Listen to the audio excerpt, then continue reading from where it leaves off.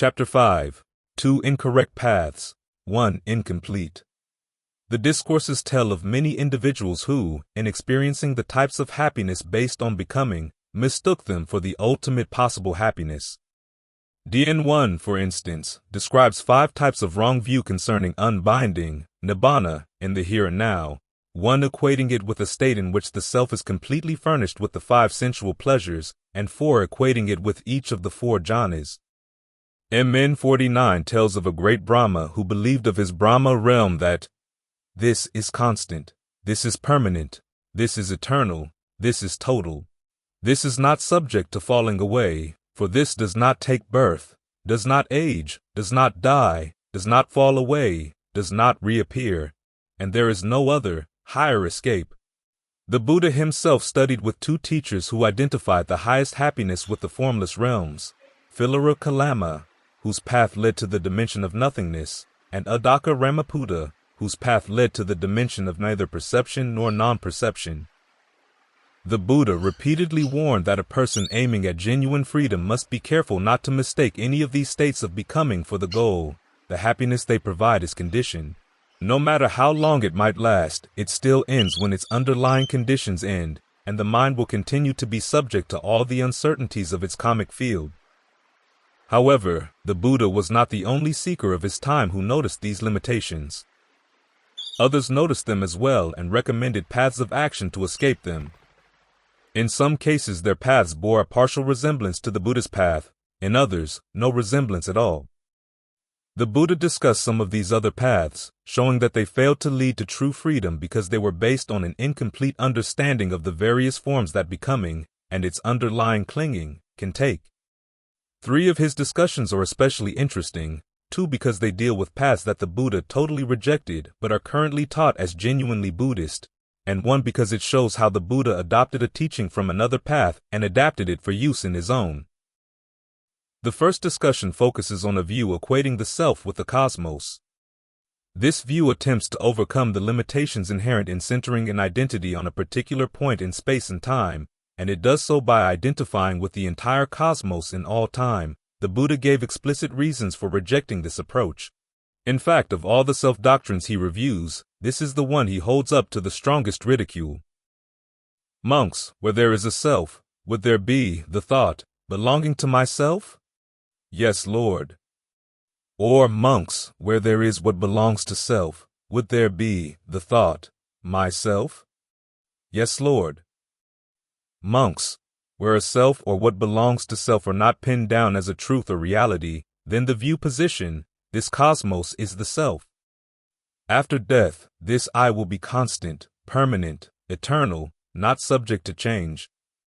I will stay just like that for an eternity. Isn't it utterly and totally a fool's teaching? What else could it be, Lord? It's utterly and totally a fool's teaching. Mn 22. The Buddha calls this view foolish because it denies a notion central to the concept of self, which is control. Sn 2259. One can genuinely identify with something only if one has a measure of control over it, for the function of self is to use that control for the sake of happiness. If one would have full control over the entire cosmos, it would be possible to claim a unity between the cosmos and oneself. But because such a range of control is patently impossible, the notion of a world self or cosmic self is ultimately meaningless. A person claiming to hold this view on an explicit level would have to make use of other self-definitions in order to function in daily life. Thus, because the view contains an inherent contradiction and self-dishonesty, the Buddha does not adopt this teaching as part of his path at all. From our analysis of the factors leading to becoming, we can see that there are other reasons for rejecting such a teaching as well. The motivation for adopting a view of a cosmic self is based on a misunderstanding, the idea that by claiming an infinite self, one can escape the limitations of a self centered on a single point. Actually, even though a cosmic sense of self may claim identity with all points in space and time, the acts of craving and clinging leading to that identity still center on a single psychological event, the particular feeling, perception, or thought fabrication on which the act of identification is initially based. Thus, this view does not overcome limitations in the way it is meant to. At the same time, because it encourages the person holding it to adopt surreptitious self-views to function in the world, it does not lead to a state of becoming that would be useful on a path devoted to developing genuine insight into the process of becoming. Another failed path to freedom was that advocated by the Niganthas, a group presently known as the Jains. Seeing the dangers of identifying with pleasure, they thought that these dangers could be overcome by subjecting themselves to painful practices. They held to the following views: all worldly pain and pleasure were the results of past physical actions. Worldly pleasure was simply a subtle form of pain. Thus the way to the end of suffering lay in escaping the results of past actions. The only way to do this was to avoid all action, developing equanimity while enduring pain as it arose in the present. The process could be accelerated by patiently enduring painful practices, thus burning up past action and not replacing it with new action. With the ending of all action, one's self would be freed. The Buddha's primary criticism of this approach is that it is based on a partial understanding of karma, in which past karma is given total power, with no understanding of the role of present karma in shaping the present. Going to Niganthas, I have asked them, "Is it true, friend Niganthas, that you teach in this way, that you have this view? Whatever a person experiences, pleasure, pain, or neither pleasure nor pain, all is caused by what was done in the past." Thus, with the destruction of the results of old actions through asceticism, and with the non-doing of new actions, there will be no flow into the future. With no flow into the future, there is the ending of action. With the ending of action, the ending of stress. With the ending of stress, the ending of feeling. With the ending of feeling, all suffering and stress will be exhausted. Having been asked this by me, the Niganthas admitted it, yes. So I said to them, "But friends, do you know that you existed in the past, and that you did not exist?" "No, friend." "And do you know that you did evil actions in the past, and that you did not do them?" "No, friend." "And do you know that you did such and such evil actions in the past?" "No, friend."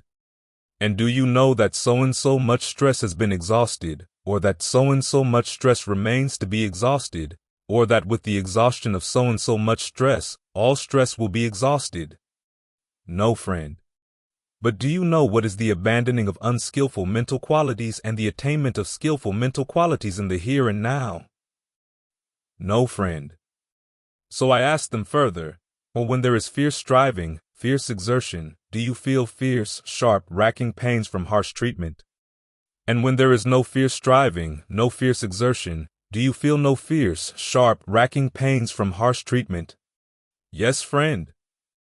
"Then it's not proper for you to assert that, whatever a person experiences, pleasure, pain, or neither pleasure nor pain, all is caused by what was done in the past." But when I said this, I did not see that the Niganthas had any legitimate defense of their teaching. MN 101. In other words, the Niganthas totally ignored the fact that the pains of their practices were partly due to their present intentions to engage in those practices. Because the Nigantha path was thus based on an act of willful ignorance of what is happening in the present, it was incapable of producing a state of becoming that would be useful on the Buddhist path. This is why the Buddha, in his first sermon, singled out the practice of self-torment as one of the two extremes that a true contemplative should avoid. Another problem with the Nigantha view is that they did not see that the act of being equanimous in the face of pain is also a type of karma, and as such can become a center for craving and clinging. The Buddha discusses this point in his analysis of another view, one that he adapted from meditators of sex who aimed at non-becoming. This viewpoint is expressed in a fairly cryptic statement that, because of an idiomatic peculiarity of the Pali language, can be translated in two ways. The supreme viewpoint external to the Dhamma is this: I should not be, and it should not be mine. I will not be, it will not be mine. And in 29.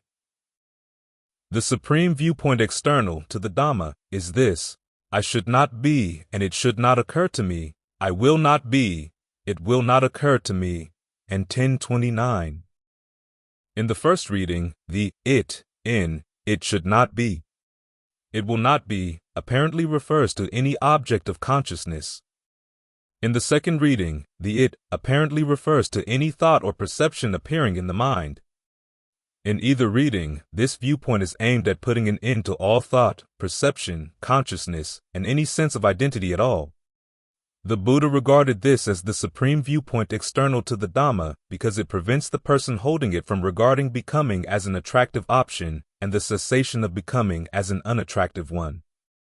In this way, it could prove useful in a path aiming at the cessation of becoming. The supreme viewpoint external to the Dhamma is this: I should not be, and it should not occur to me. I will not be, it will not occur to me. Of one with this view it may be expected, the thought of unloathsomeness with regard to becoming will not occur to him, and the thought of loathsomeness with regard to the cessation of becoming will not occur to him. And 1029. However, this viewpoint in and of itself does not lead to freedom from the changeability of becoming. There are beings who have this view.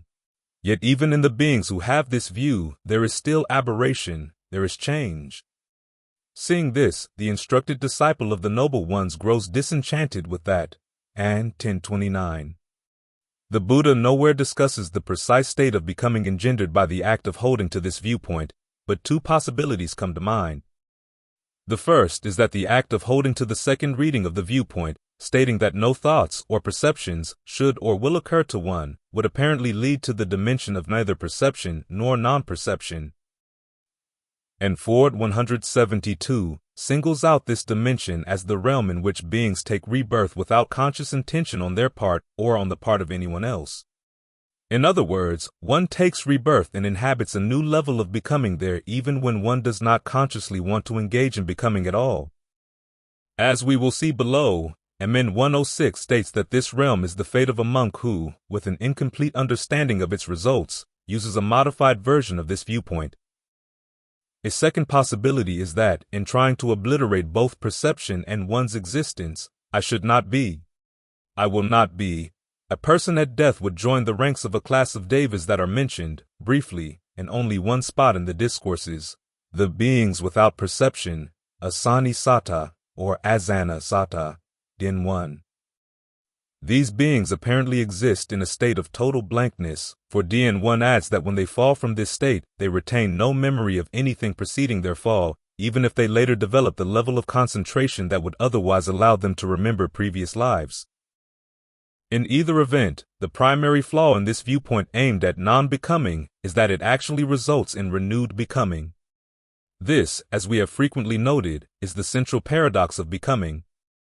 The simple desire to put an end to becoming cannot, by itself, put an end to the ignorance that lies at the root of becoming. This is why the Buddha, in MN 49, says that he saw becoming in the search for non-becoming, and why his full definition of the cause of suffering includes not only craving for sensuality and becoming, but also craving for non-becoming as well. This is also why his path to the end of becoming has, as its crucial moment, an act of knowledge that puts an end to ignorance about becoming and the types of clinging and craving that underlie it.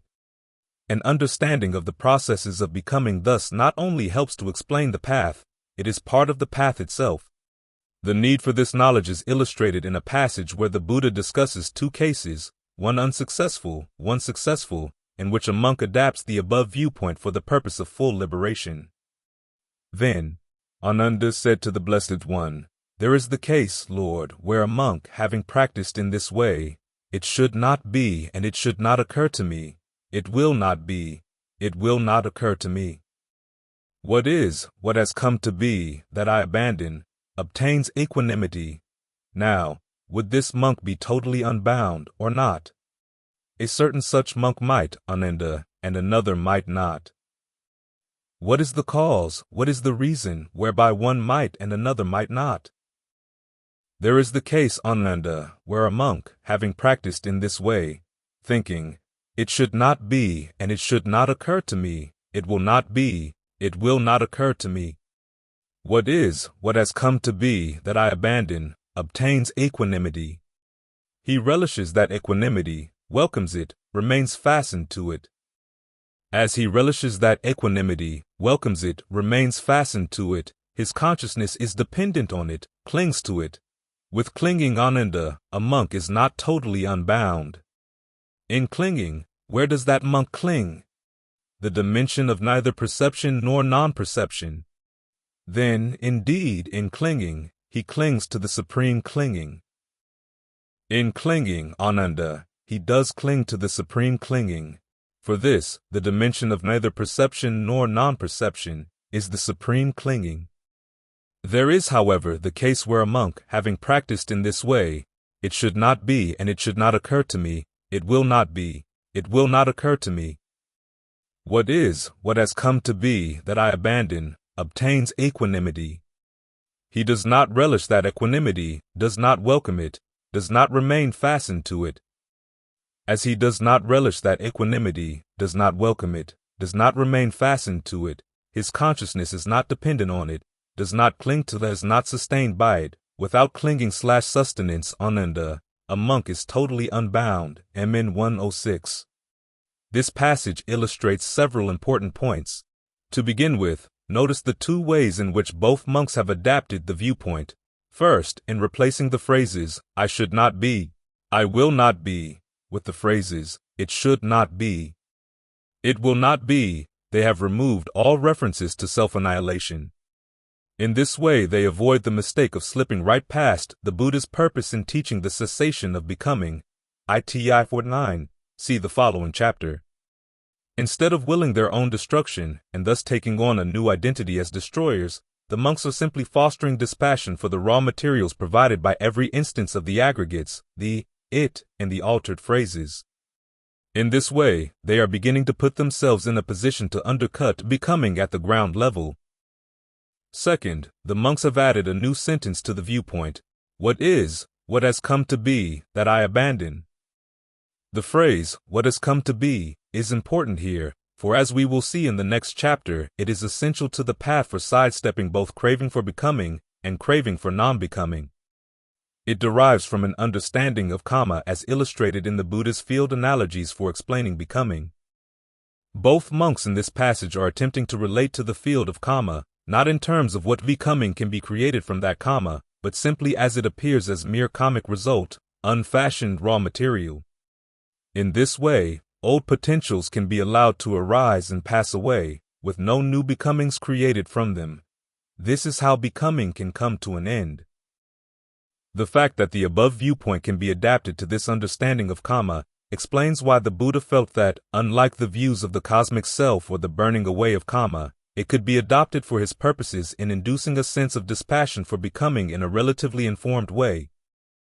However, the difference between the first monk and the second monk shows that a general understanding of past and present karma is not enough to put an end to renewed becoming. There is also a need to understand all four ways in which clinging can function. The first monk, having focused exclusively on his desire to put an end to thoughts and perceptions, is blind to the fact that he is relishing the equanimity to which that desire leads. Because the equanimity is intentional, and intention is karma, his relish for equanimity still waters the field of karma. Becoming is bound to result. Based on our analysis of the various forms of clinging, we can see that his relish for equanimity would easily involve clinging to views, perhaps to the unarticulated view that equanimity was a state free from fabrication. It could also involve clinging to the practices of the dimension of neither perception nor non-perception, perhaps again with the view that, because these practices aimed at non-becoming, they could not be a source of clinging. The second monk, however, has a full understanding both of karma and of clinging, and so he is able to detect and abandon types of clinging that eluded the first monk. This is why he is totally unbound. This passage thus illustrates the practical corollary to the paradox of becoming, that part of the path to the end of becoming involves practices that lead to becoming.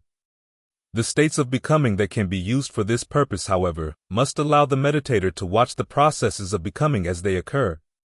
Now, it so happens that the states of becoming meeting this requirement can be created either through craving for becoming or, as we have just seen, craving for non-becoming. This fact is what allowed the Buddha to convert the two alternatives of craving for becoming and craving for non-becoming into a third alternative that opened the way to the end of suffering. An exploration of that third alternative, and the way it absorbs and transmutes the two other alternatives, provides many important insights into the strategies the Buddha employed in opening a path to the genuine end of suffering.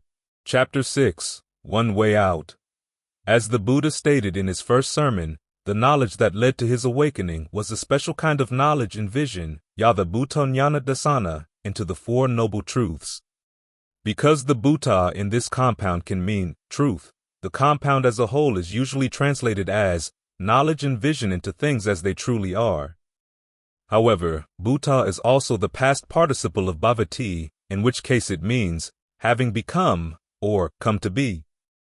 Now, the Buddha taught that the way to avoid the dual trap of craving for becoming and craving for non-becoming was to view things as they have come to be. Thus, the knowledge leading to awakening would better be described as knowledge and vision of things as they have come to be. Overcome by two viewpoints, some human and divine beings adhere, other human and divine beings slip right past, while those with vision see. And how do some adhere? Human and divine beings delight in becoming, enjoy becoming, are satisfied with becoming. When the Dhamma is being taught for the sake of the cessation of becoming, their minds do not take to it, are not calmed by it, do not settle on it, or become resolved on it. This is how some adhere. And how do some slip right past? Some, feeling horrified, humiliated, and disgusted with that very becoming, delight in non-becoming.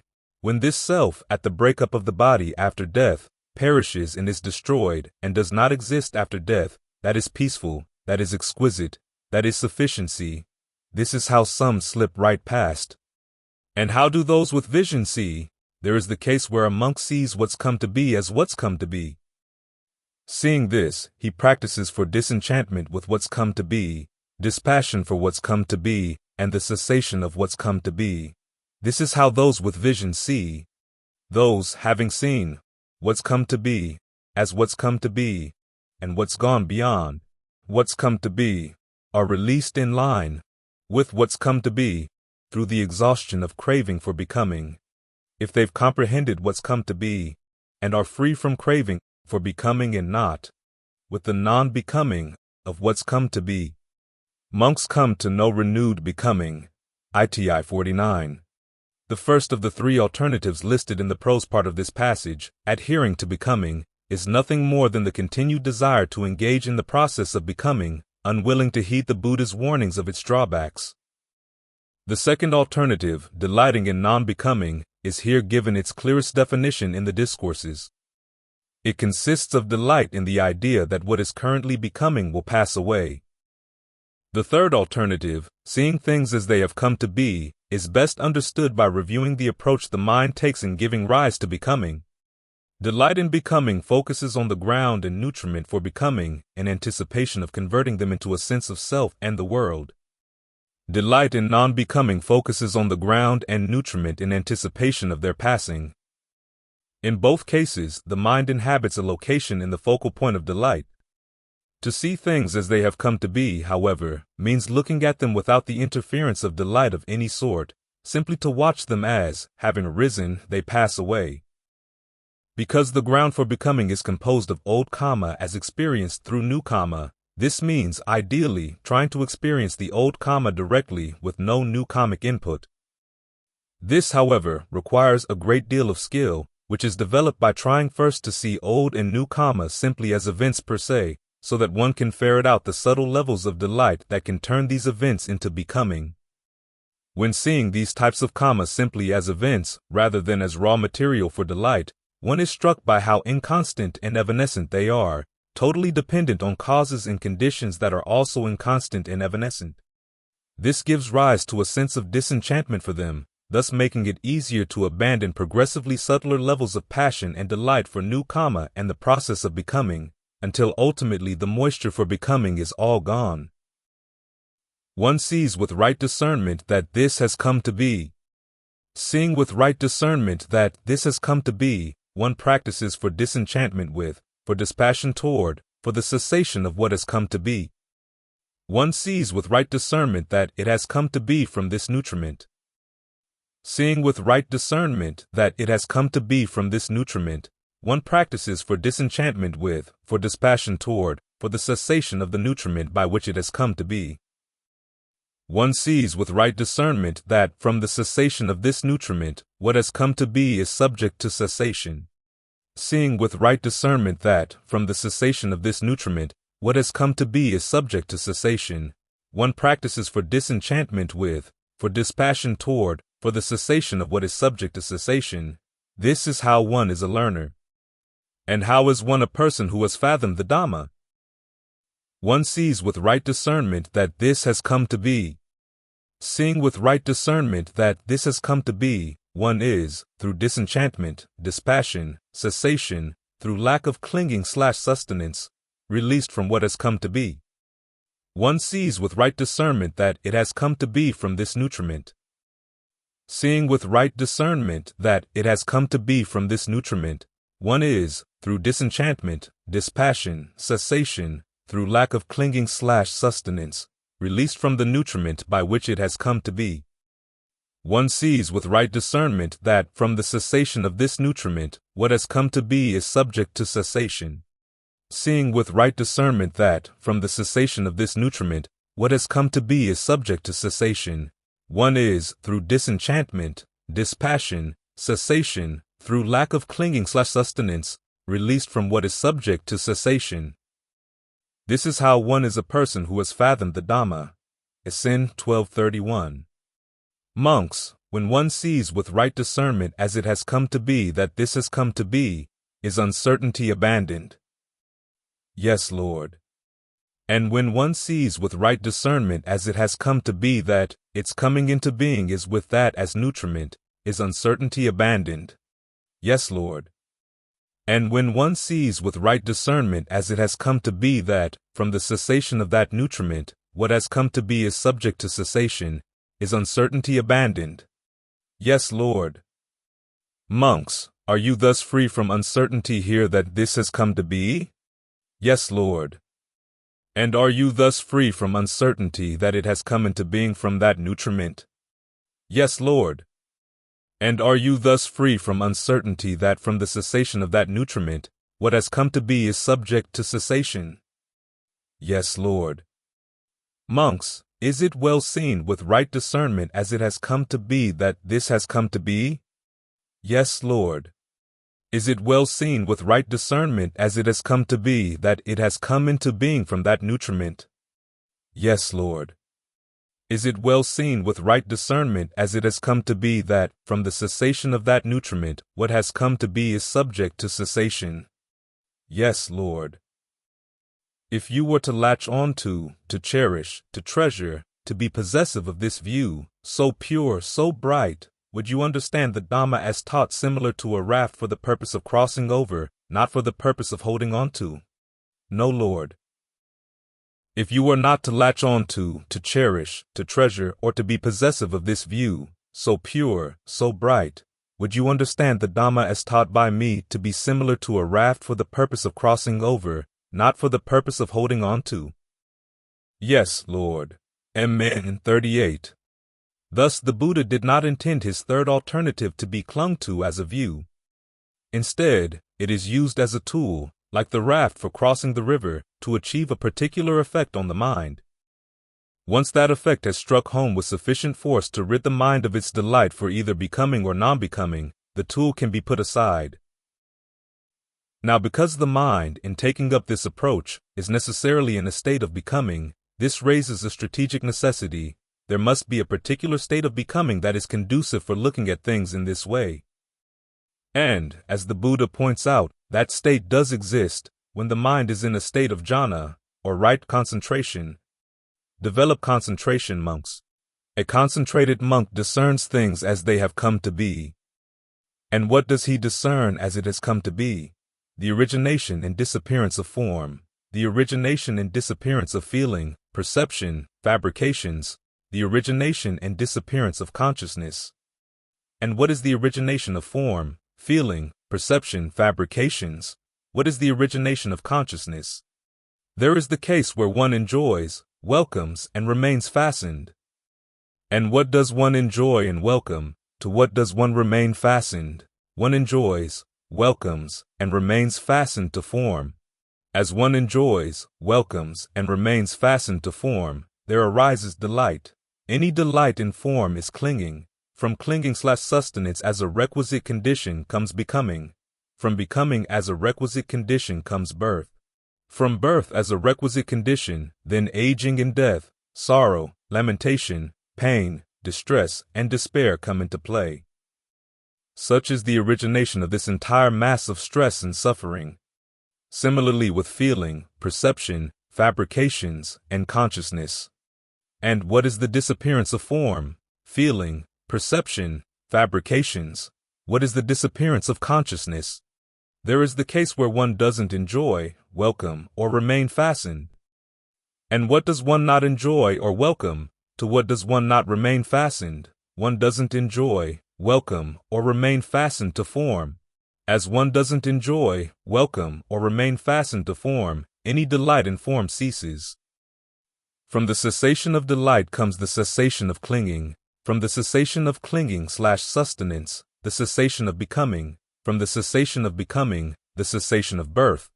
From the cessation of birth, then aging and death, sorrow, lamentation, pain, distress, and despair all cease.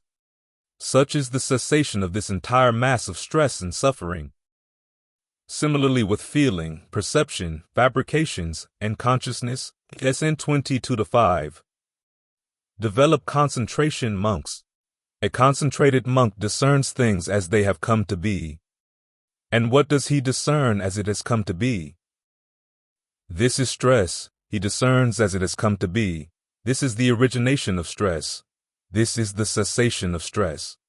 This is the path of practice leading to the cessation of stress. He discerns as it has come to be. 56-1. Stress, its origination, its cessation, and the path to its cessation are the Four Noble Truths. Thus concentration is what makes the knowledge of awakening possible.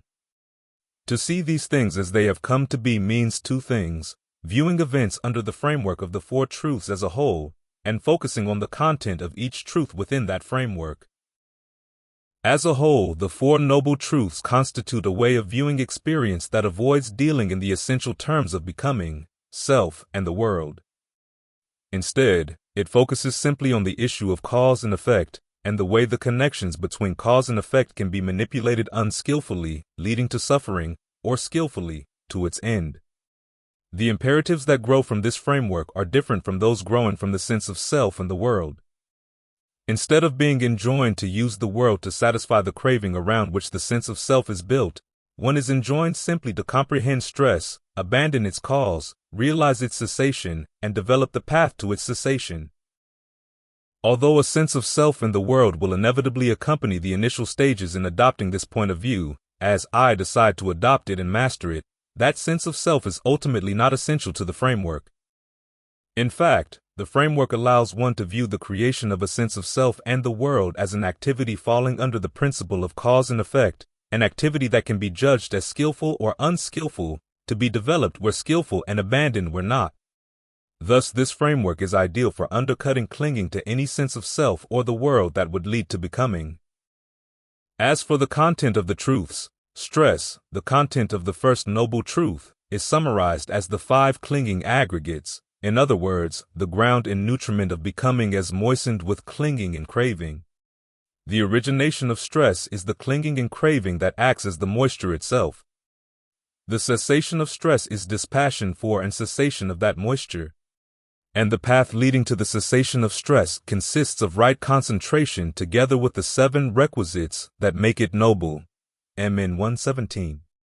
These requisites are nothing other than the 7 other factors that make up the noble path: right view, right resolve, right speech, right action, right livelihood, right effort, and right mindfulness. What is striking here is that the first 2 truths focus directly on the factors that give rise to becoming, whereas the last truth focuses on itself. In other words, it focuses on the particular state of becoming, induced through discernment, virtue, and the practice of jhana, that can be used to put an end to becoming. In practical terms, this means that once the path has been used to bring about dispassion for all other types of becoming, it can be turned on itself in a way that induces dispassion for the factors comprising the path. Thus, the path contains the seeds for its own disbanding. In this way, it covers all possible types of becoming and so can put an end to becoming in all its forms. Of course, jhana on its own does not automatically function in this way, for as we have seen, it is a prime example of becoming on the form and formless levels. To become a factor in the path to the end of becoming, it needs the insight provided by right view, seeing phenomena in terms of the Four Noble Truths, together with the other factors that lead from right view to right concentration. Only then can it function in this new way. Nevertheless, it provides an absolutely essential vantage point from which right view can do its work. Unlike many later teachers in the Buddhist tradition, the Buddha did not regard right concentration, the four jhanas, as a dispensable factor of the path. I tell you, the ending of the effluence depends on the first jhana, the second jhana, the third, the fourth, the dimension of the infinitude of space, the dimension of the infinitude of consciousness, the dimension of nothingness. I tell you, the ending of the effluence depends on the dimension of neither perception nor non-perception. And 936. Knowledge of the ending of the effluence, as it is has come to be, occurs to one who is concentrated, I tell you, and not to one who is not concentrated. So concentration is the path, monks. Non-concentration is no path at all. And 664. After all, jhana was the first factor of the path that occurred to the Buddha when, as a young bodhisattva, he realized that the path of austerities was not the true way to awakening. I thought, whatever contemplatives or Brahmins in the past have felt painful, racking, piercing feelings due to their striving, this is the utmost. None have been greater than this. Whatever contemplatives or Brahmins in the future will feel painful, racking, piercing feelings due to their striving, this is the utmost. None will be greater than this. Whatever contemplatives or Brahmins in the present are feeling painful, racking, piercing feelings due to their striving, this is the utmost. None is greater than this.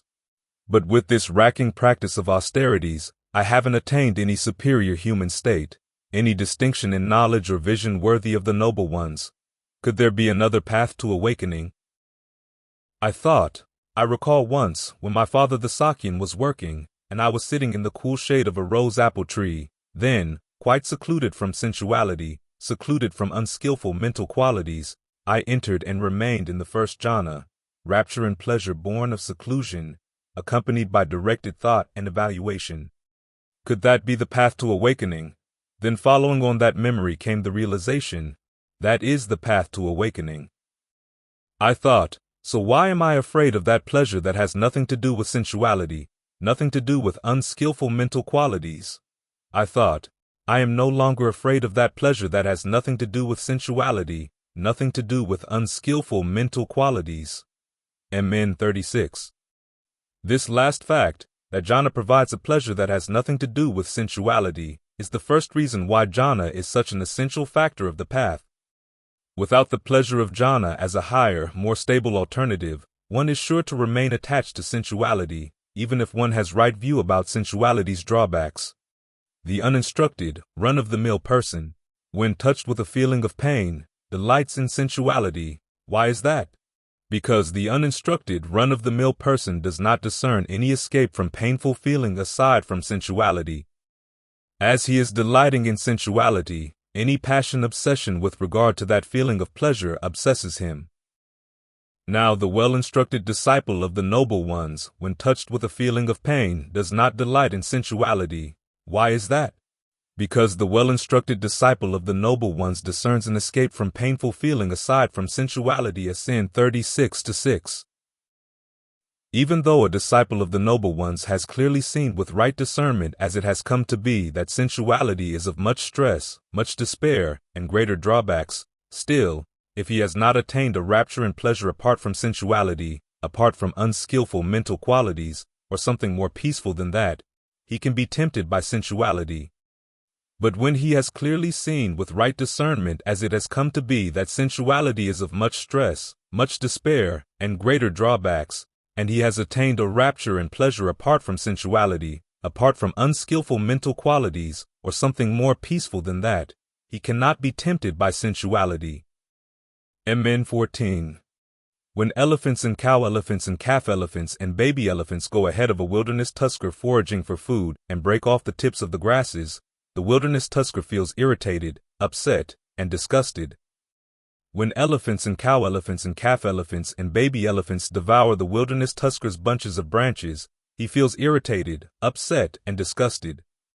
When elephants and cow elephants and calf elephants and baby elephants go ahead of the wilderness tusker on his way down to his bath and stir up the mud in the water with their trunks, he feels irritated, upset, and disgusted. When cow elephants go along as the wilderness tusker is bathing and bang up against his body, he feels irritated, upset, and disgusted. Then the thought occurs to the wilderness tusker, what if I were to live alone, apart from the crowd? So at a later time he lives alone, apart from the crowd. He feeds off grass with unbroken tips. His bunches of branches are undevoured. He drinks unmuddied water. When he bathes, cow elephants don't go along and bang up against his body. The thought occurs to him, before, I lived hemmed in by elephants and cow elephants and calf elephants and baby elephants.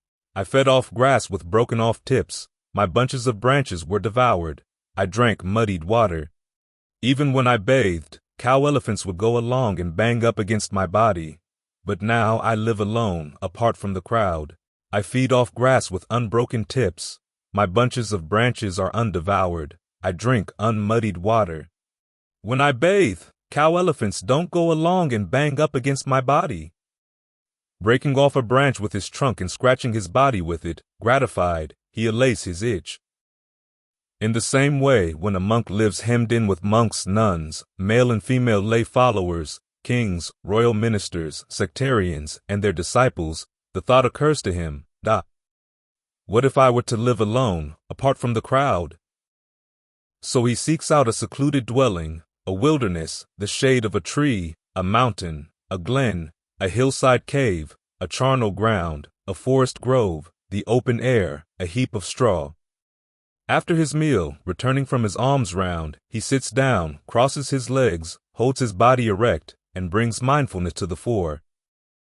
Abandoning covetousness with regard to the world, he dwells with an awareness devoid of covetousness. He cleanses his mind of covetousness. Abandoning ill will and anger, he dwells with an awareness devoid of ill will, sympathetic with the welfare of all living beings. He cleanses his mind of ill will and anger. Abandoning sloth and drowsiness, he dwells with an awareness devoid of sloth and drowsiness, mindful, alert, percipient of light. He cleanses his mind of sloth and drowsiness. Abandoning restlessness and anxiety, he dwells undisturbed, his mind inwardly stilled. He cleanses his mind of restlessness and anxiety. Abandoning uncertainty, he dwells having crossed over uncertainty, with no perplexity with regard to skillful mental qualities. He cleanses his mind of uncertainty. Having abandoned these 5 hindrances, corruptions of awareness that weaken discernment, he enters and remains in the first jhana. Gratified, he allays his itch. He enters and remains in the second jhana, the third jhana, the fourth jhana, the dimension of the infinitude of space, the dimension of the infinitude of consciousness, the dimension of nothingness, the dimension of neither perception nor non-perception. Gratified, he allays his itch. And 940. Thus jhana, on its own, can provide a superior escape from pain and suffering, a gratifying sense of pleasure, ease, and equanimity, with none of the dangers posed by sensual passion. When accompanied by right view, jhana can enable the mind to abandon the fetter of sensual passion once and for all. This is why the point in the practice where this fetter is abandoned, non-return, is also the point where the practice of concentration has been brought to the fullness of its development, in 388.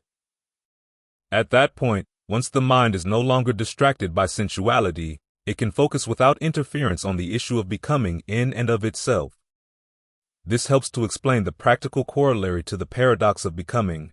To truly see becoming in a way that puts an end to becoming, one must bring jhana, a state of becoming, into being.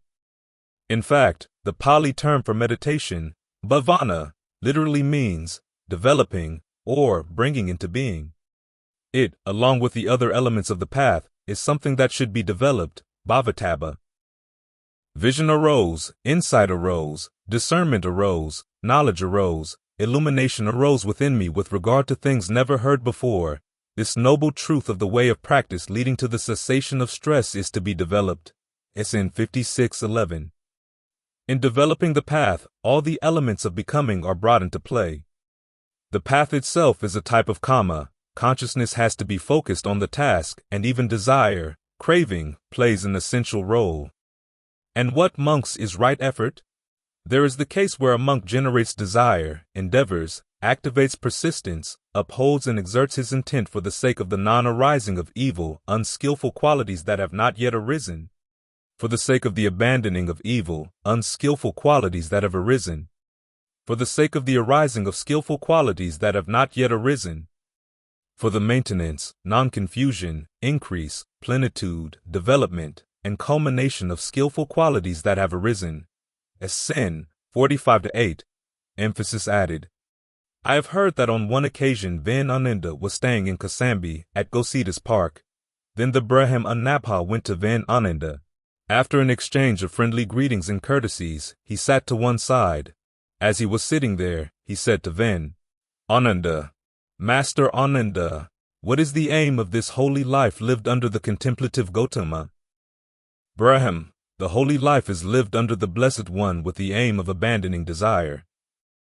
Is there a path, is there a practice for the abandoning of that desire? Yes, there is a path, there is a practice for the abandoning of that desire.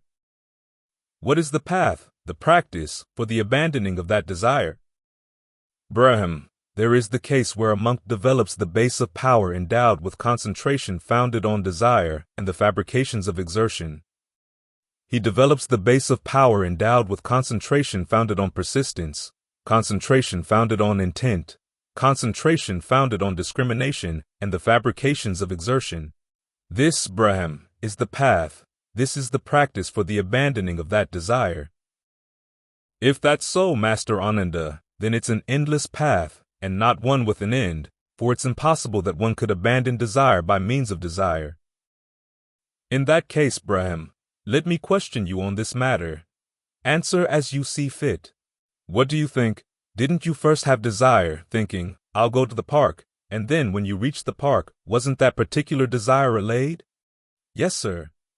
So it is with an arhat whose effluents are ended, who has reached fulfillment, done the task, laid down the burden, attained the true goal, totally destroyed the fetter of becoming, and who is released through right gnosis. Whatever desire he first had for the attainment of arhatship, on attaining arhatship, that particular desire is allayed. So what do you think, Braham? Is this an endless path, or one with an end? You're right, Master Ananda. This is a path with an end, and not an endless one. SN 51:15. Venand, this body comes into being through craving. And yet, it is by relying on craving that craving is to be abandoned. Thus it was said, and in reference to what was it said? There is the case, sister, where a monk hears, the monk named such and such, they say, through the ending of the effluence, has entered and remains in the effluent free awareness release and discernment release, having known and realized them for himself in the here and now. The thought occurs to him, I hope that I, too, will, through the ending of the effluence, enter and remain in the effluent free awareness release and discernment release, having directly known and realized them for myself right in the here and now. Then, at a later time, he abandons craving, having relied on craving, and 4 to 159. Notice that two kinds of desire are encouraged here. First, as an overall orientation, one is advised to foster desire for the goal of the path, which is to put an end to renewed becoming. Second, as a means to that end, one is advised to generate desire for the abandoning of unskillful qualities thwarting that goal, and for the development of skillful qualities leading to it. This means that, as an overall strategy, one is encouraged to aim at the end of becoming, while as a tactical maneuver, one is encouraged to aspire to certain types of becoming as means to that end. In this way, one tames both the desire for non-becoming and the desire for becoming, and puts them to use in a way that actually leads to the end of becoming. These desires are tamed because the mind understands the process of cause and effect thoroughly enough to realize that the simple desire to end becoming is not enough to attain the goal. It sees, in line with the Four Noble Truths, that the problem of becoming is to be solved not by abandoning the problem, but by comprehending the problem and abandoning its causes. Because jhana, the means to this end, is a state of becoming, even clinging, the prerequisite for becoming, has to be converted into a factor in the development of the path to provide the moisture needed to nurture the development of jhana. Of the four types of clinging, only clinging to sensuality is excluded from this role for, as we have seen, sensuality clinging is a direct obstacle to the arising of jhana. However, as the Buddha noted when he first realized that jhana was the path, jhana cannot be attained when the body is weakened through lack of food. Thus, a modicum of sensual pleasure, a result of skillful sensual karma, is required for jhana, even though sensual passion has to be put aside. Because sensual passion can easily assume the guise of what is reasonably necessary for comfort, the Buddha formulated a standard for judging the enjoyment of pleasure to test whether it is actually sensual passion in disguise. The monk, when not loaded down, does not load himself down with pain, nor does he reject pleasure that accords with the Dhamma, although he is not infatuated with that pleasure. But he notices this: when I live according to my pleasure, unskillful mental qualities increase in me and skillful qualities decline. When I exert myself with stress and pain, though, unskillful qualities decline in me and skillful qualities increase. Why don't I exert myself with stress and pain?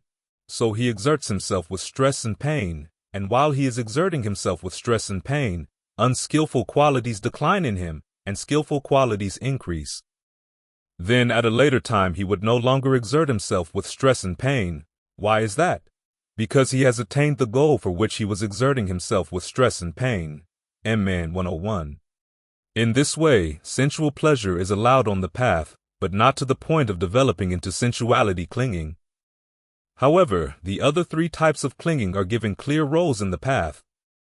View is converted to right view, habits are converted to right speech, right action, and right livelihood, and practices are converted to right concentration and the factors that support it, right resolve, right effort, and right mindfulness. Even a skillful sense of self plays a role, although it is never fully developed into an explicit self-doctrine. Instead, mundane right view, acceptance of the teaching on karma, induces an implicit sense of self, starting with a sense of responsibility and self-reliance. I am the owner of karma, heir to karma, born of karma, related through karma, and have karma as my arbitrator. Whatever I do, for good or for evil, to that will I fall heir. This is the fifth fact one should reflect on often, whether one is a woman or a man, lay or ordained. And 557. Your own self is your own mainstay. For who else could your mainstay be? With you yourself well trained, you obtain the mainstay. Hard to obtain, DHP 160. Make an island for yourself. Work quickly, be wise.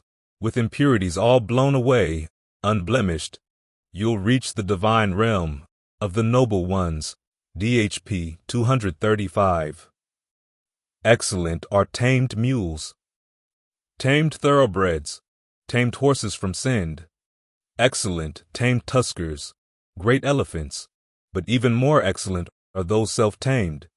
For not by these mounts could you go to the land unreached, as the tamed one goes, by taming, well taming himself. DHP 322 to 323. A healthy sense of self also includes confidence in one's own abilities to succeed at the path. This body comes into being through conceit, and yet it is by relying on conceit that conceit is to be abandoned. Thus it was said, and in reference to what was it said? There is the case, sister, where a monk hears, the monk named such and such, they say, through the ending of the effluence, has entered and remains in the effluent free awareness release and discernment release, having directly known and realized them for himself right in the here and now. The thought occurs to him, the monk named such and such, they say, through the ending of the effluence, has entered and remains in the effluent free awareness release and discernment release, having directly known and realized them for himself right in the here and now. Then why not me?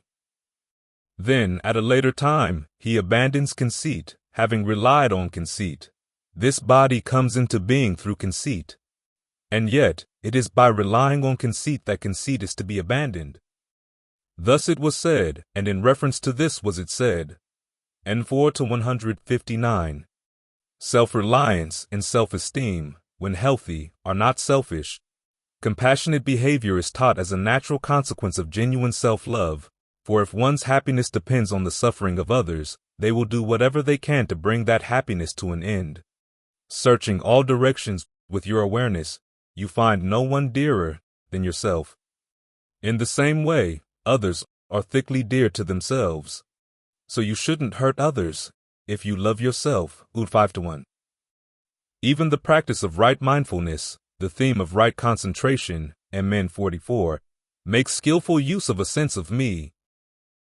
There is the case where, there being sensual desire present within, a monk discerns that there is sensual desire present within me. Or, there being no sensual desire present within, he discerns that there is no sensual desire present within me. He discerns how there is the arising of unarisen sensual desire. And he discerns how there is the abandoning of sensual desire once it has arisen.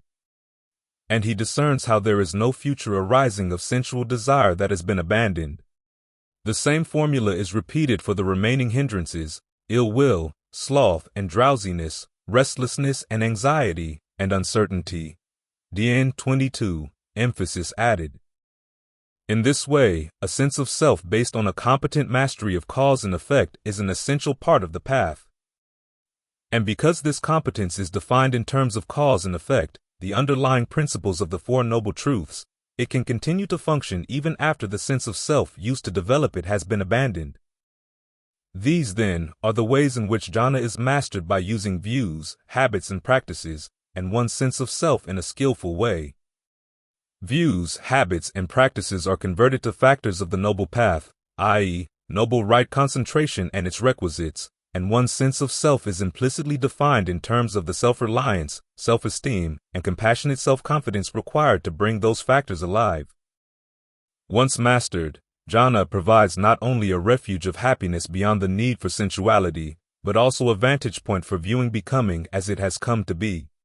Because jhana, in building on right mindfulness, MN 40, is a consciously developed state of mindfulness and alertness, it is an ideal place to observe the processes of becoming in action. In this way it can also provide insight into how the conditions underlying becoming might best be allowed to lapse. To begin with, an essential feature of jhana is a consistent one-pointedness. This one-pointedness can function in two ways. First, it provides a point of reference from which one can observe the inconstant nature of less refined and more unstable states of becoming. In the course of developing jhana, the meditator must learn how to deconstruct distracting thought worlds as they interfere with concentration. This skill, as it is mastered, provides insight into the component factors of becoming, past and present karma, craving and clinging, and consciousness and action.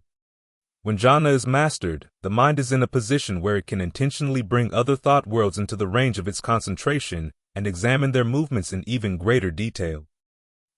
This examination is especially effective in observing the instability of states of becoming based on sensuality. In this way, the mastery of jhana helps loosen attachment to the sensual level of kama. Second, mastery of jhana provides long periods of mental stillness that enable one to observe how passion and delight can form a location of becoming around the focal point at the heart of jhana itself. To observe this focal point, rather than simply being absorbed in it, one must step back a bit from one's full absorption without yet destroying the jhana. The ability to do this relies on two things: the fact that consciousness can serve as food for consciousness, and that jhana provides an expanded whole-body awareness. One observes a state of jhana consciousness as one's food, while inhabiting another locus of consciousness within the expanded field of awareness provided by that jhana consciousness. This, however, is a special skill, developed above and beyond the four jhanas themselves. The Blessed One said, "Now what, monks, is five-factored noble right concentration? There is the case where a monk enters and remains in the first jhana, the second jhana, the third jhana, the fourth jhana. And furthermore, the monk has his theme of reflection well in hand, well attended to, well considered, well tuned, well penetrated by means of discernment. Just as if one person were to reflect on another, or a standing person were to reflect on a sitting person, or a sitting person were to reflect on a person lying down, even so, monks, the monk has his theme of reflection well in hand, well attended to, well pondered, well tuned / well penetrated by means of discernment.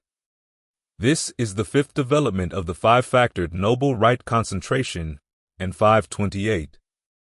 In this fifth factor, one can observe each jhana while still in the expanded range it provides. One can watch not only the focal point of awareness, but also all the other mental factors that go into making the jhana. There was the case where Sariputta, quite secluded from sensuality, secluded from unskillful qualities, entered and remained in the first jhana. Whatever qualities there are in the first jhana, directed thought, evaluation, rapture, pleasure, singleness of mind, contact, feeling, perception, intention, consciousness, or, in a variant reading, intent, desire, decision, persistence, mindfulness, equanimity, and attention, he ferreted them out one after another.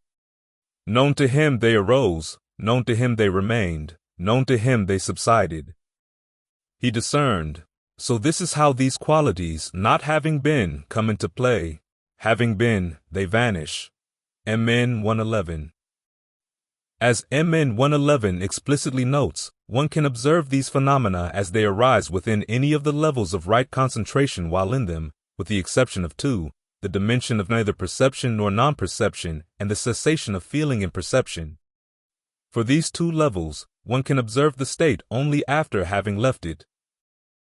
Furthermore, with the complete transcending of the dimension of nothingness, Sariputta entered and remained in the dimension of neither perception nor non-perception.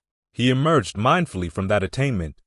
On emerging mindfully from that attainment, he regarded the past qualities that had ceased and changed. So this is how these qualities, not having been, come into play. Having been, they vanish. Similarly, with the cessation of feeling and perception, MN 111. In addition to providing a spot where one can observe the mind in action, the practice of jhana also provides the mind with direct, hands-on experience in manipulating the five aggregates, thus familiarizing it with the categories of thought needed to understand the common ground of becoming.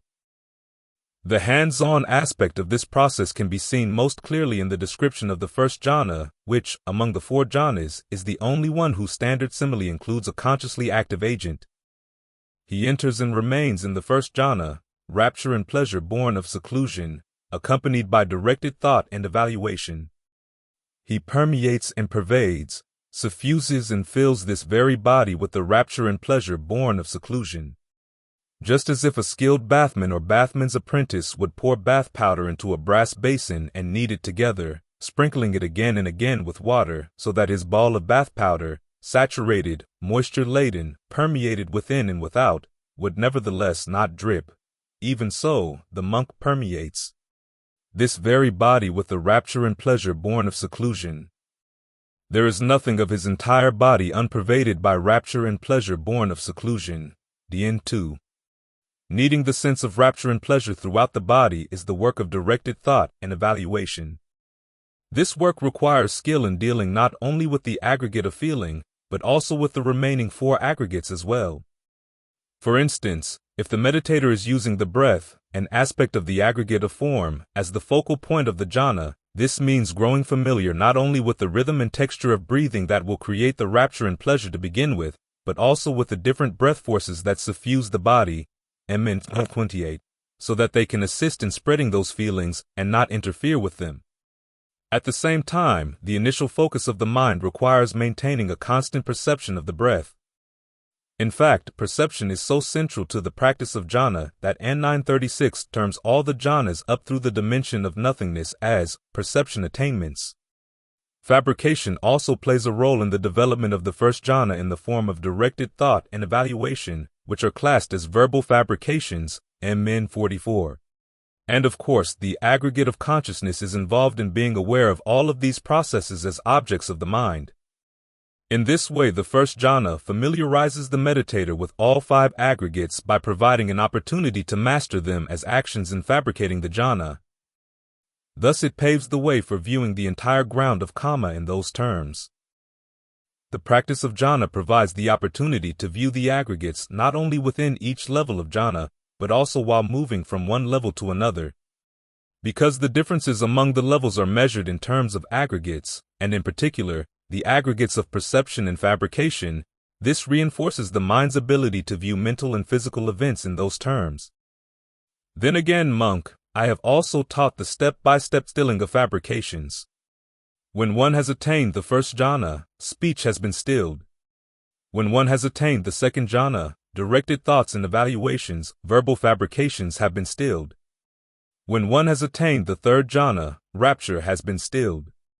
When one has attained the fourth jhana, in and out breaths, bodily fabrications have been stilled. When one has attained the dimension of the infinitude of space, the perception of forms has been stilled. When one has attained the dimension of the infinitude of consciousness, the perception of the dimension of the infinitude of space has been stilled. When one has attained the dimension of nothingness, the perception of the dimension of the infinitude of consciousness has been stilled. When one has attained the dimension of neither perception nor non-perception, the perception of the dimension of nothingness has been stilled. When one has attained the cessation of perception and feeling, perceptions and feelings, mental fabrications, have been stilled. SN 36:11. By developing skill in the use of perceptions, the practice of jhana provides a twofold support for the work of right view in seeing things as they have come to be. This is because the work of right view is done largely with perception. The delight that provides a locus for becoming builds on the perception that anticipates a happiness worth the effort involved in producing it. Thus, right view must provide alternative perceptions to counteract that wrong view. Here is where the twofold support provided by jhana comes in. Because jhana gives practice in consciously choosing and holding to a single perception for long periods of time, it provides the mental skill needed to stick with these alternative perceptions. At the same time, jhana provides a solid sense of stability and well-being that enables the mind to maintain these alternative perceptions without succumbing to depression or disorientation, for the perceptions needed to reverse the mind's addiction to delight have to be strongly distasteful if they are going to have any success in thwarting the mind's ingrained habit of anticipating that delight. In a mind without a readily available source of pleasure, this process can seem like hell. Only a mind with a solid foundation can maintain it in a happy, healthy, and balanced way. Examples of these distasteful perceptions are not hard to find in the discourses. We have already seen in Chapter 2 how the Buddha recommended viewing the four forms of nutriment so as to induce a feeling of dispassion for them. Physical food was to be regarded as the flesh of one's own child, contact as creatures feeding on a flayed cow, intellectual intention as a pit of glowing embers, and consciousness as the experience of being stabbed by 300 spears a day. To undercut delight for the ground of becoming in the form of the five aggregates in six sense media, the Buddha recommended the following perceptions. What is the perception of inconstancy? There is the case where a monk, having gone to the wilderness, to the shade of a tree, or to an empty building, reflects thus: form is inconstant, feeling is inconstant, perception is inconstant, fabrications are inconstant, consciousness is inconstant. Thus he remains focused on inconstancy with regard to the five aggregates. This, Ananda, is called the perception of inconstancy. And what is the perception of not-self?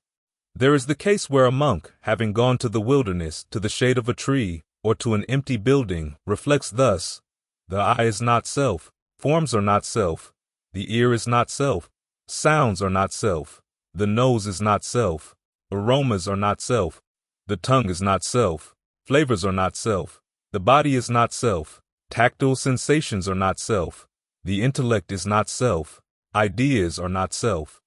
Thus he remains focused on not-selfness with regard to the six inner and outer sense media. This is called the perception of not-self. And what is the perception of unattractiveness? There is the case where a monk ponders this very body, from the soles of the feet on up, from the crown of the head on down, surrounded by skin, filled with all sorts of unclean things. There is in this body, hair of the head, hair of the body, nails, teeth, skin, muscle, tendons, bones, bone marrow, spleen, heart, liver, membranes, kidneys, lungs, large intestines, small intestines, gorge, feces, gall, phlegm, lymph, blood, sweat, fat, tears, oil, saliva, mucus, oil in the joints, urine. Thus he remains focused on unattractiveness with regard to this very body. This is called the perception of unattractiveness. And what is the perception of drawbacks? There is the case where a monk, having gone to the wilderness, to the foot of a tree, or to an empty dwelling, reflects thus: this body has many pains, many drawbacks. In this body many kinds of disease arise, such as seeing diseases, hearing diseases, nose diseases, tongue diseases, body diseases, head diseases, ear diseases, mouth diseases, teeth diseases, cough, asthma, catarrh, fever, aging, stomach ache, fainting, dysentery, grip, cholera, leprosy, boils, ringworm, tuberculosis, epilepsy, skin diseases, itch, scab, psoriasis, scabies, jaundice, diabetes, hemorrhoids, fistulas, ulcers, diseases arising from bile, from phlegm, from the wind property, from combinations of bodily humors, from changes in the weather, from uneven care of the body, from attacks, from the result of kama, cold, heat, hunger, thirst, defecation, urination. Thus he remains focused on drawbacks with regard to this body. This is called the perception of drawbacks. And what is the perception of abandoning? There is the case where a monk does not tolerate an arisen thought of sensuality. He abandons it, destroys it, dispels it, and wipes it out of existence. He does not tolerate an arisen thought of ill will. He abandons it, destroys it, dispels it, and wipes it out of existence. He does not tolerate an arisen thought of harmfulness. He abandons it, destroys it, dispels it, and wipes it out of existence. He does not tolerate arisen, evil, unskillful mental qualities. He abandons them, destroys them, dispels them, and wipes them out of existence. This is called the perception of abandoning. And what is the perception of distaste for every world? There is the case where a monk abandoning any attachments, clingings, fixations of awareness, biases, or obsessions with regard to any world, refrains from them and does not get involved. This is called the perception of distaste for every world. And what is the perception of the undesirability of all fabrications? There is the case where a monk feels horrified, humiliated, and disgusted with all fabrications. This is called the perception of the undesirability of all fabrications in 1060. Thus an instructed disciple of the Noble Ones reflects in this way: I am now being chewed up by form. But in the past I was also chewed up by form in the same way I am now being chewed up by present form. And if I delight in future form, then in the future I will be chewed up by form in the same way I am now being chewed up by present form. Having reflected in this way, he becomes indifferent to past form, does not delight in future form, and is practicing for the sake of disenchantment, dispassion, and cessation with regard to present form. Similarly with feeling, perception, fabrications, and consciousness, SN 2279. These antidote perceptions function in two ways to enable the mind to see things as they have come to be. Some of them focus on developing a sense of distaste for any world of becoming that might be developed out of the ground or nutriment for becoming.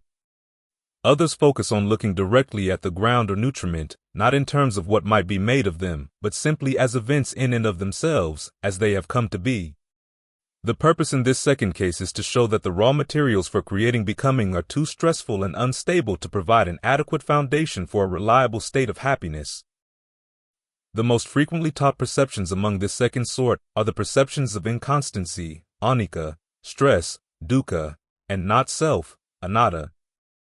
The commentaries term these perceptions the three characteristics, and teach them as the common marks of all experience.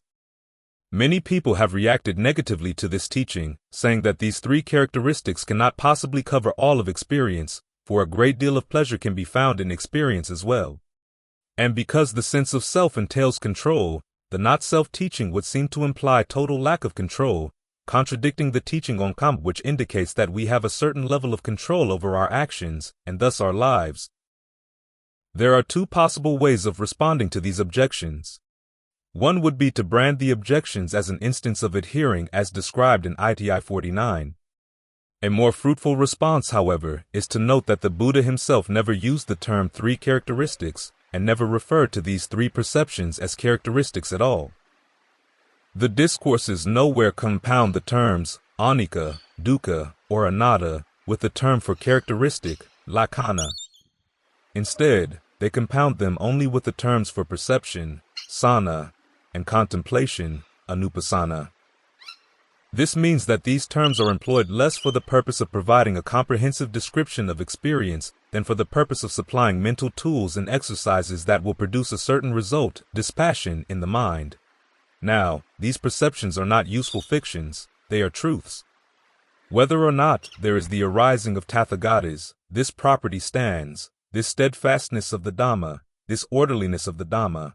All fabrications are inconstant, all fabrications are stressful, all phenomena are not self. And 3-137. However, early Buddhists also noted that the pleasures offered by phenomena are also a truth. In fact, pleasure and pain are inextricably intertwined. Sister Dhammadina. Pleasant feeling is pleasant in remaining, and painful in changing, friend Visakha. Painful feeling is painful in remaining, and pleasant in changing. Neither pleasant nor painful feeling is pleasant in occurring together with knowledge, and painful in occurring without knowledge. Mn 44. And if we did not assume that phenomena lie to at least some extent under our control, the idea of a path of practice would be futile. Thus, pain and pleasure are both truths, as are the facts of control and lack of control. However, in Mn 58, the Buddha notes that a statement had to be more than a truth if he was going to state it. It also had to be beneficial and timely. Thus, the question arises, when is it beneficial and timely to focus on issues of pleasure and control, and when is it beneficial and timely to focus on their opposites? As a general principle, the Buddha noted that the mind's choice of which aspect of phenomena to focus on makes a great difference in what happens to it. Mahali, if form were exclusively stressful, followed by stress, infused with stress and not infused with pleasure, beings would not be infatuated with form. But because form is also pleasurable, followed by pleasure, infused with pleasure and not infused with stress, beings are infatuated with form. Through infatuation, they are captivated. Through captivation, they are defiled. This is the cause, this the requisite condition for the defilement of beings. And this is how beings are defiled with cause, with requisite condition. If feeling were exclusively stressful, if perception were exclusively stressful, if fabrications were exclusively stressful, if consciousness were exclusively stressful, followed by stress, infused with stress and not infused with pleasure, beings would not be infatuated with consciousness. But because consciousness is also pleasurable, followed by pleasure, infused with pleasure and not infused with stress, beings are infatuated with consciousness. Through infatuation, they are captivated. Through captivation, they are defiled. This is the cause, this the requisite condition for the defilement of beings. And this is how beings are defiled with cause, with requisite condition. And what, Lord, is the cause, what the requisite condition for the purification of beings? How are beings purified with cause, with requisite condition? Mahali, if form were exclusively pleasurable, followed by pleasure, infused with pleasure, and not infused with stress, beings would not be disenchanted with form. But because form is also stressful, followed by stress, infused with stress and not infused with pleasure, beings are disenchanted with form. Through disenchantment, they grow dispassionate. Through dispassion, they are purified. This is the cause, this the requisite condition for the purification of beings.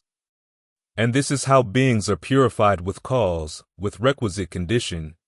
If feeling were exclusively pleasurable, if perception were exclusively pleasurable, if fabrications were exclusively pleasurable, if consciousness were exclusively pleasurable, followed by pleasure, infused with pleasure and not infused with stress, beings would not be disenchanted with consciousness. But because consciousness is also stressful, followed by stress, infused with stress and not infused with pleasure, beings are disenchanted with consciousness. Through disenchantment, they grow dispassionate. Through dispassion, they are purified. This is the cause, this the requisite condition for the purification of beings. And this is how beings are purified with cause, with requisite condition, 2260. Because infatuation leads to defilement, and dispassion to purity, the Buddha found it generally more beneficial to focus on the stressful, inconstant nature of the aggregates rather than on their pleasurable side.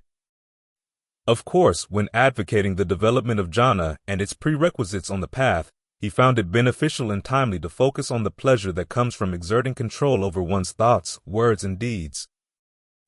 Perceptions of inconstancy, stress, and lack of control at that stage of the practice would best be reserved for phenomena that would pull one off the path. But once jhana had been firmly developed and the defilements that would undermine jhana removed, the Buddha would advocate applying the three perceptions of inconstancy, stress, and not self to all manifestations of the aggregates, even within the experience of jhana, so as to induce knowledge and vision of all phenomena as they have come to be. In enabling the mind to see things in this way, these perceptions also enable it to develop disenchantment and dispassion for things as they have come to be. In so doing, they help to free it from renewed becoming. In seeing 6 rewards, it's enough for a monk to establish the perception of inconstancy with regard to all fabrications without exception, which 6. All fabrications will appear as unstable. My mind will not delight in any world. My mind will rise above every world. My heart will be inclined to unbinding. My fetters will go to their abandoning. I'll be endowed with the foremost qualities of the contemplative life. And 6 to 102. In seeing 6 rewards, it's enough for a monk to establish the perception of stress with regard to all fabrications without exception, which 6. The perception of disenchantment will be established within me with regard to all fabrications, like a murderer with a drawn sword. My mind will rise above every world. I'll become one who sees peace in unbinding. My obsessions will go to their destruction. I'll be one who has completed his task. The teacher will have been served with good will. And 6 to 103. In seeing 6 rewards, it's enough for a monk to establish the perception of not self with regard to all phenomena without exception, which 6. I won't be fashioned in connection with any world.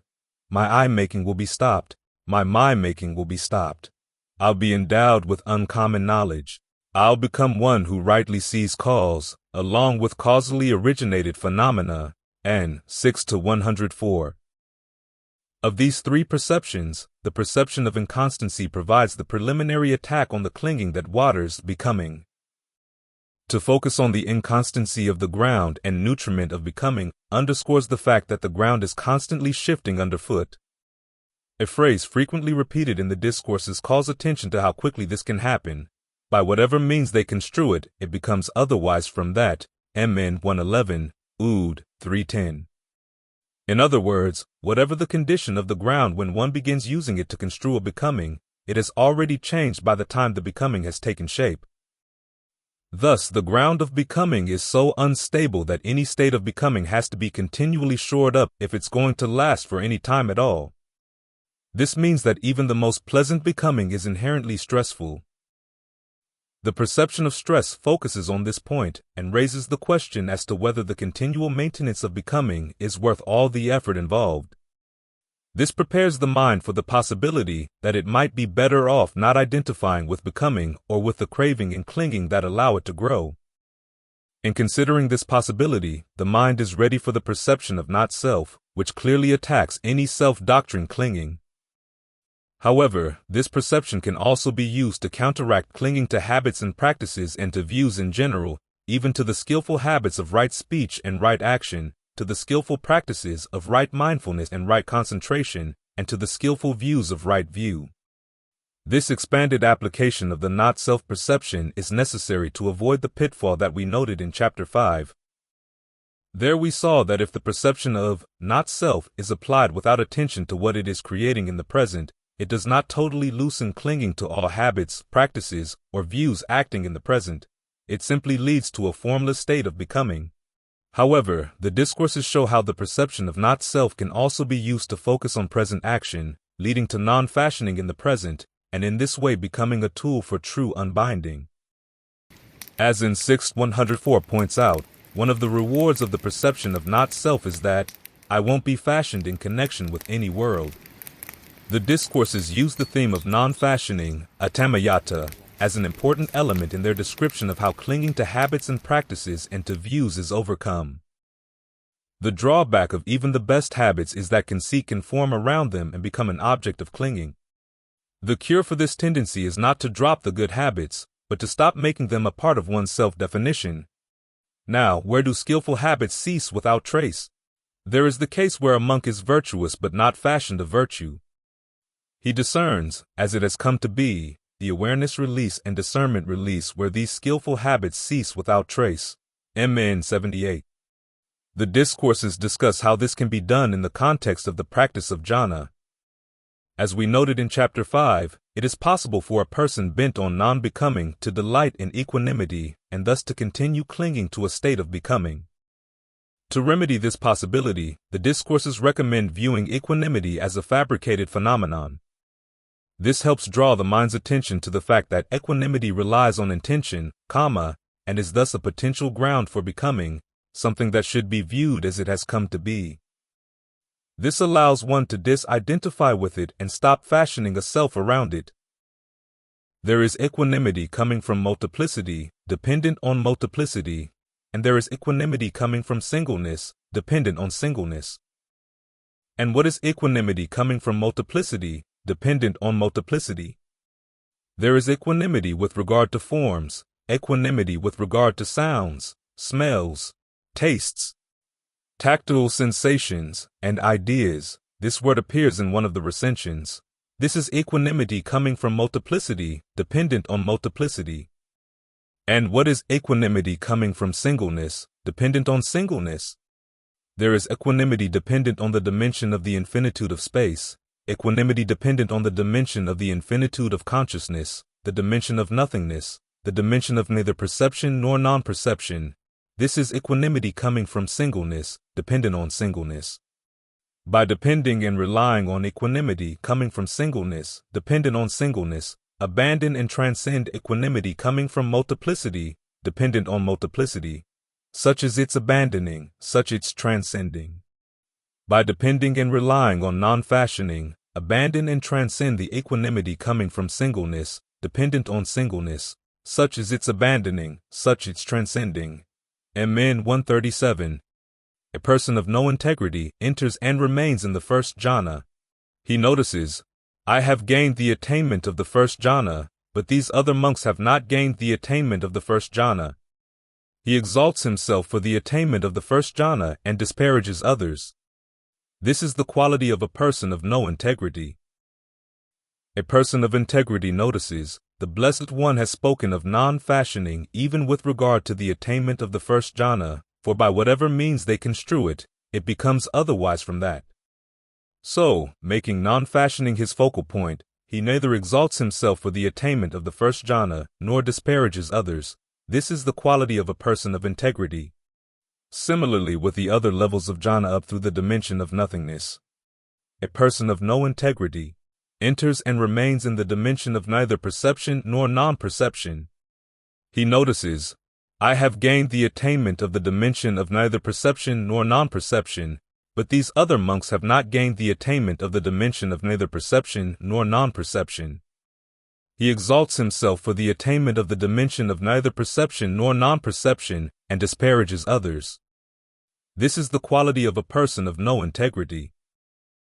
A person of integrity notices, the Blessed One has spoken of non-fashioning even with regard to the attainment of the dimension of neither perception nor non-perception, for by whatever means they construe it, it becomes otherwise from that. So, making non-fashioning his focal point, he neither exalts himself for the attainment of the dimension of neither perception nor non-perception, nor disparages others. This is the quality of a person of integrity. A person of integrity, completely transcending the dimension of neither perception nor non-perception, enters and remains in the cessation of feeling and perception. When he sees with discernment, his effluents are ended. This is a monk who does not construe anything, does not construe anywhere, does not construe in any way. MN 1:13. One discerns that if I were to direct equanimity as pure and bright as this toward the dimension of the infinitude of space and to develop the mind along those lines, that would be fabricated. One discerns that, if I were to direct equanimity as pure and bright as this toward the dimension of the infinitude of consciousness, the dimension of nothingness, the dimension of neither perception nor non-perception, and to develop the mind along those lines, that would be fabricated. One neither fabricates nor concocts for the sake of becoming or unbecoming. This being the case, one doesn't cling to / isn't sustained by anything in the world. Without clinging / sustenance, one isn't agitated. Unagitated, one is totally unbound right within. One discerns that birth is ended, the holy life fulfilled, the task done. There is nothing further for this world. Amen. 140. The theme of non-fashioning also appears in discussions of how one abandons clinging to views. An attainer of wisdom isn't measured, made proud, by views or what's thought, for he isn't fashioned of them. SN 4-9. As with habits and practices, the danger of views is that one can easily fashion a sense of self around them. However, right view contains the tools to help dismantle both the sense of self and the concepts of existence and non-existence, thus undercutting any question of whether a self exists. Thus, it is the only form of view that can be used ultimately to undercut all types of clinging and the types of becoming that might form around it. It's useful to examine in detail how this happens. In its purest form, right view forces the mind to view the aggregates and sense media simply as events arising and passing away, as they have come to be. As the mind stays in this mode of perception, it abandons the most basic assumptions that underlie becoming and non-becoming, the idea of myself, as well as the ideas of the existence and non-existence of the world. This leaves the mind free to focus exclusively on events simply as they have come to be, thus avoiding issues of becoming and non-becoming altogether. The mind arrives at this point not through the force of logic or sheer willpower, but through the simple fact that these assumptions don't even occur to the mind as it stays in this mode. With these assumptions abandoned, one cannot fashion any views around the existence or non-existence of a self in any world at all. Thus, there is no place in the content of views for clinging to land. By and large, Kakayana, this world is supported by / takes as its object a polarity, that of existence and non-existence. But when one sees the origination of the world, the six sense media, with right discernment as it has come to be, non-existence with reference to the world does not occur to one. When one sees the cessation of the world with right discernment as it has come to be, existence with reference to the world does not occur to one. By and large, Kakayana, this world is in bondage to attachments, clinging / sustenances, and biases. But one such as this does not get involved with or cling to these attachments, clingings, fixations of awareness, biases, or obsessions, nor is he resolved on myself. He has no uncertainty or doubt that mere stress, when arising, is arising, stress, when passing away, is passing away. In this, his knowledge is independent of others. It's to this extent, Kakayana, that there is right view. 12:15. With the basic content of views called into question, they begin to lose their fascination. Thus, they can be regarded simply as instances of stress arising and passing away in a causal sequence that can be traced back to ignorance. Or, he may have a view such as this self is the same as the cosmos. This I will be after death, constant, lasting, eternal, not subject to change. This eternalist view is a fabrication. Or, he may have a view such as this: I would not be, neither would there be what is mine. I will not be, neither will there be what is mine. This annihilationist view is a fabrication. Or, he may be doubtful and uncertain, having come to no conclusion with regard to the true Dhamma. That doubt, uncertainty, and coming to no conclusion is a fabrication. What is the cause of that fabrication? To an uninstructed, run-of-the-mill person, touched by what is felt born of contact with ignorance, craving arises. That fabrication is born of that feeling and craving, and that fabrication is inconstant, fabricated, dependently co-arisen. That craving, that feeling, that contact, that ignorance is inconstant, fabricated, dependently co-arisen. It is by knowing and seeing in this way that one without delay puts an end to the effluence. SN 2281. Right view even regards itself as an instance of stress arising and passing away. This is why, when it has completed its work, it contains the seeds for its own transcendence. When this had been said, the wanderer said to Anathapindika the householder, "We have each and every one expounded to you in line with our own positions. Now tell us what views you have. Whatever has been brought into being is fabricated, willed, dependently co-arisen. That is inconstant. Whatever is inconstant is stress. Whatever is stress is not mine, is not what I am, is not myself. This is the sort of view I have. So, householder, whatever has been brought into being is fabricated, willed, dependently co-arisen. That is inconstant. Whatever is inconstant is stress. You thus adhere to that very stress, submit yourself to that very stress. Venerable sirs, whatever has been brought into being is fabricated, willed, dependently co-arisen. That is inconstant. Whatever is inconstant is stress. Whatever is stress is not mine, is not what I am, is not myself. Having seen this well with right discernment as it has come to be, I also discern the higher escape from it as it has come to be." When this had been said, the wanderers fell silent, abashed, sitting with their shoulders drooping, their heads down, brooding, at a loss for words. Anathapindika, the householder, perceiving that the wanderers were silent, abashed, at a loss for words, got up from his seat and left. In 1093.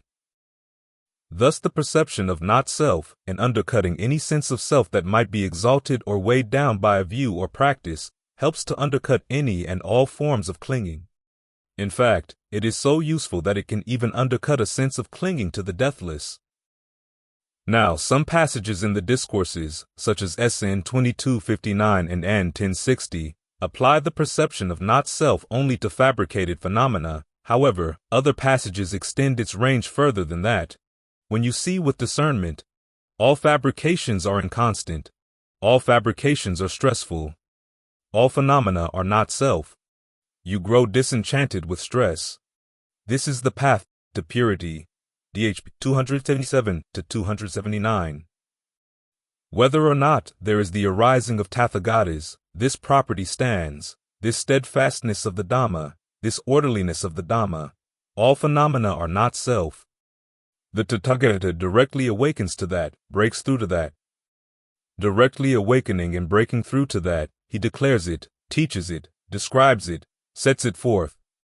He reveals it, explains it, makes it plain. All phenomena are not self. In 3-137.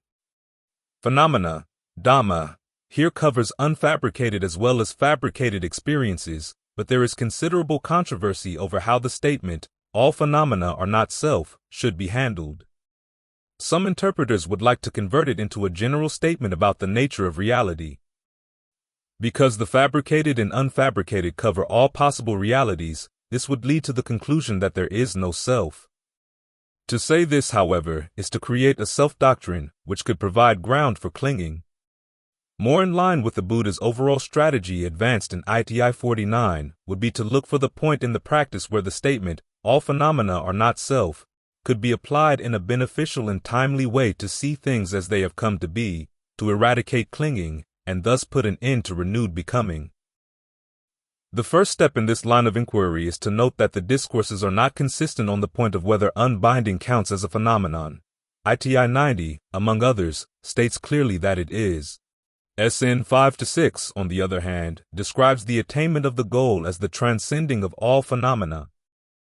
SN 4-6 and SN 410 state that the Arhat has transcended dispassion, said to be the highest phenomenon. Perhaps the passage most relevant to this question is this: all phenomena gain a footing in the deathless. All phenomena have unbinding as their final end, and 1058. The deathless here would seem to refer to the unfabricated as experienced in the levels of awakening from stream entry through non-return, MN 56, MV.I.23.5. The image of gaining a footing clearly refers to the image, common throughout the canon, which compares the practice to the act of crossing a river. When one reaches the deathless, one has gained a footing in the bed of the river, but as yet to arrive on shore. Only on reaching arahantship does one stand safely out of the river on firm ground. SN 35 to 238, ITI 69, SN 415. In the context of this image, the unfabricated, experienced first as the deathless and then as full unbinding, would be apprehended in two different ways, as a phenomenon in the first case and as the ending of phenomena in the second. As a phenomenon, it could be regarded as an object of delight, and several passages clearly show that the act of regarding the phenomenon of deathlessness with delight is precisely what separates the lower levels of awakening from the highest. Suppose that an archer or archer's apprentice were to practice on a straw man or mound of clay, so that after a while he would become able to shoot long distances, to fire accurate shots in rapid succession, and to pierce great masses. In the same way, there is the case where a monk enters and remains in the first jhana, rapture and pleasure born of seclusion, accompanied by directed thought and evaluation. He regards whatever phenomena there that are connected with form, feeling, perception, fabrications, and consciousness as inconstant, stressful, a disease, a cancer, an arrow, painful, an affliction, alien, a disintegration, an emptiness, not self. He turns his mind away from those phenomena, and having done so, inclines his mind to the property of deathlessness. This is peace, this is exquisite, the pacification of all fabrications, the relinquishing of all acquisitions, the ending of craving, dispassion, cessation, unbinding. Staying right there, he reaches the ending of the effluence. Or if not, then, through this very Dhamma passion, this Dhamma delight, and from the total wasting away of the first 5 fetters, self-identity views, grasping at habits and practices, uncertainty, sensual passion, and irritation, he is due to be reborn in the pure abodes, there to be totally unbound, never again to return from that world. Similarly with the second, third, and fourth jhana. Suppose that an archer or archer's apprentice were to practice on a straw man or mound of clay, so that after a while he would become able to shoot long distances, to fire accurate shots in rapid succession, and to pierce great masses. In the same way, there is the case where a monk enters and remains in the dimension of the infinitude of space. He regards whatever phenomena there that are connected with feeling, perception, fabrications, and consciousness as inconstant, stressful, a disease, a cancer, an arrow, painful, an affliction, alien, a disintegration, an emptiness, not self. He turns his mind away from those phenomena, and having done so, inclines his mind to the property of deathlessness. This is peace, this is exquisite, the pacification of all fabrications, the relinquishing of all acquisitions, the ending of craving, dispassion, cessation, unbinding. Staying right there, he reaches the ending of the effluence. Or if not, then, through this very Dhamma passion, this very Dhamma delight, and from the total wasting away of the first 5 fetters, he is due to be reborn in the pure abodes, there to be totally unbound, never again to return from that world. Similarly with the dimension of the infinitude of consciousness and the dimension of nothingness, and 936. Emphasis added. One makes a similar point about the distinction between the lower levels of awakening and the highest, although it uses the word unbinding to cover the experience of the unfabricated at all levels of awakening. The monk in training, i.e., a stream winner, once returner or non-returner, directly knows unbinding as unbinding. Directly knowing unbinding as unbinding, let him not conceive about unbinding, let him not conceive things in unbinding, let him not conceive things coming out of unbinding, let him not conceive unbinding as mine, let him not delight in unbinding. Why is that? So that he may comprehend it, I tell you. The Arhat directly knows unbinding as unbinding. Directly knowing unbinding as unbinding, he does not conceive about unbinding, does not conceive things in unbinding, does not conceive things coming out of unbinding, does not conceive unbinding as mine, does not delight in unbinding. Why is that? Because, with the ending of delusion, he is devoid of delusion, I tell you. 1. Even though the dispassion of unbinding is the highest of phenomena, full awakening requires abandoning passion even for the phenomenon of dispassion. Among whatever phenomena there may be, fabricated or unfabricated, the phenomenon of dispassion, the subduing of intoxication, the elimination of thirst, the uprooting of attachment, the breaking of the round, the destruction of craving, dispassion, cessation, the realization of unbinding, is considered supreme. Iti 90. The Brahm, the Arhat, gone beyond territories, has nothing that, on knowing or seeing, he's grasped. Unimpassionate for passion, not impassioned for dispassion, he has nothing here that he's grasped as supremest in 44. Thus the statement, all phenomena are not self, shows its timely utility in the case of the meditator in training, reminding him or her, when apprehending the unfabricated, not to identify with any delight or passion that might arise around it. Even though that delight may aim at the supreme good, it still forms a location, a landing spot for becoming and its inherent stress, thus preventing full awakening. Just as even a small amount of excrement is foul-smelling, in the same way I do not praise even a small amount of becoming, even for the extent of a finger snap, and 1-202. With this perception in mind as one continues with the practice of seeing things as they have come to be, whether fabricated or unfabricated, one reaches the point where no new intentions form around any of these things. When that happens, the sense of location that leads to renewed becoming, the moisture in the field analogies, is gone. Then, Bahia, you should train yourself thus. In reference to the seen, there will be only the seen. In reference to the heard, only the heard. In reference to the sensed, only the sensed. In reference to the cognized, only the cognized. That is how you should train yourself.